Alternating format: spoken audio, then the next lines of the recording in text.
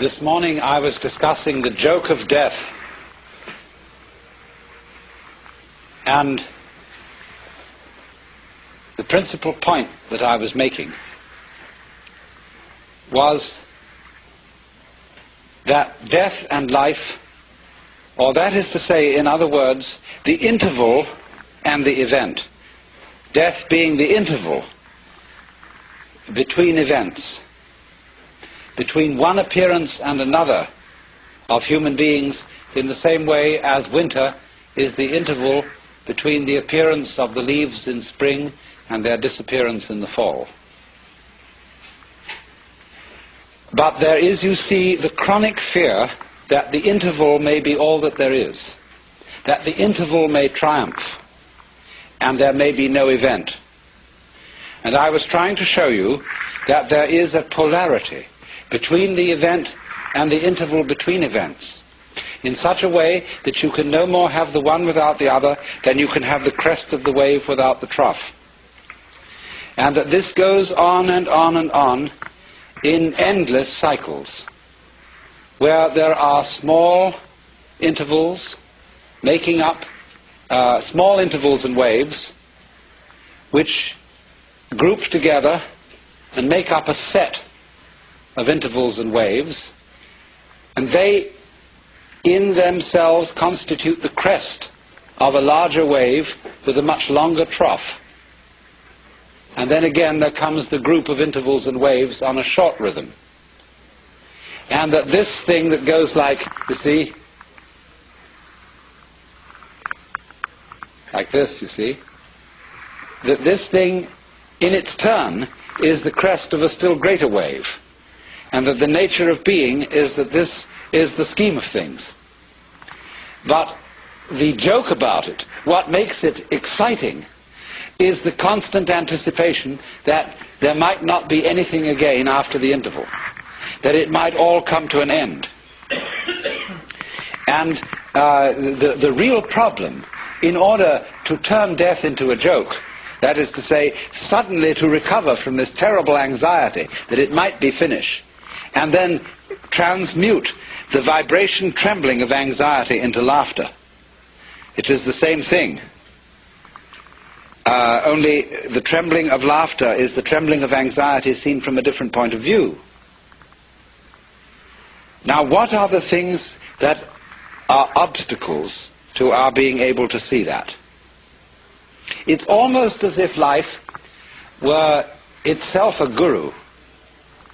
And you know how gurus throw out tests to their students to see if they can pass these various initiations, all of which require nerve in the face of some formidable obstacle. All fairy stories are full of this. And so life itself throws out all kinds of reasons for supposing that we are faced with something serious instead of something playful. And I want to discuss with you a few ways which in Western history this obstacle has been thrown out, and how we today are bamboozled by these obstacles. In the history of Western civilization, there have really been, in the past 2,000 years, two dominant mythologies. One has had a long run and the other has had a fairly short run. But they are both ways of terrifying you so that you won't see the point. But at the same time, they are perhaps not merely negative things, but challenges, barriers of the same kind that a guru would offer. For example, in the study of Zen, each koan is referred to as a barrier. And if you can pass the barrier, you see, you get in. But the function of the teacher is to put the barriers up to see how you'll react to them. So, in a way, we could say that the two great mythologies which have dominated the Western world in the past 2,000 years are two barriers. The first, of course, is the Christian mythology. And in the Christian mythology, The individual is made to feel that he is strictly on probation, that he does not really belong, that if he is at all a son of God, he is so by adoption and grace. He isn't really one of the family. Let me explore the theology of that a moment. In Christian theology, God has only one Son. The monogenes, or the only begotten Son of God, who is the second person of the Trinity, the Logos, the divine idea of itself. The Trinity constitutes a family. And naturally, it's therefore threefold, because all, for the Greek mind, and it was the Greek mind that molded Christian theology, meaning entirely depends on the structure of the Greek language. And Greek, in common with all Western languages, and indeed also Sanskrit, from which it is derived, has a sentence structure in which there is the subject, the verb, and the predicate. And we can't make any sense without those three things.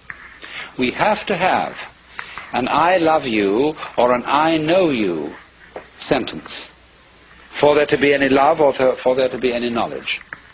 There must be the lover. The lover can't love without having a beloved, and the lover doesn't relate to the beloved without the relationship of love between them. So there you have the subject, the predicate, and the verb.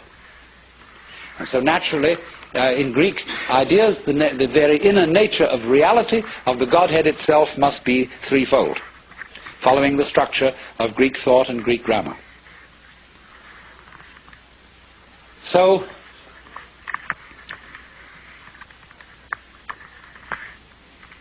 in this way, the inner life of the Godhead is completely self-sufficient.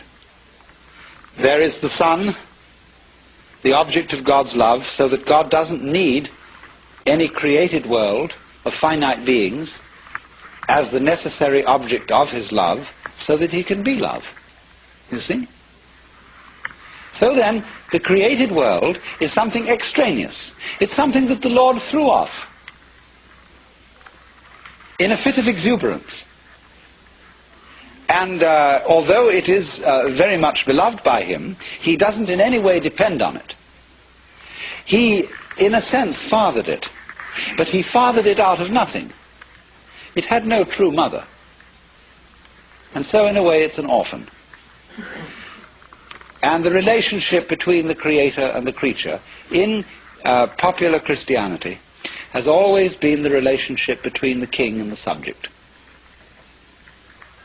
And the relationship between the king and the subject is very, very strange, estranged, because the king, in the archetypes of kingship which existed in the Near East in ancient times and upon which this theological imagery was originally modeled, the king was really afraid. He always appeared in the throne room with his back to the wall. He didn't stand in the middle of his people and say, and look around at everybody like that. He stood with his back to the wall like this. It's funny how all altars, Buddhas and things, have their backs to the wall, because there you can't be stabbed. And you have your guards and your henchmen on either side of you. And all the people prostrate themselves, because that way you can watch them all. They can't see you and you can see them. So you're safe. And that's the imagery, you see, which has given us our Western conception of God. Of the Father, whose children have become a little bit too much for him. He's had too many. And they have to be kept in their place. And so he's a little bit frightened. And so the rules are set up. You just do so and so and so and so.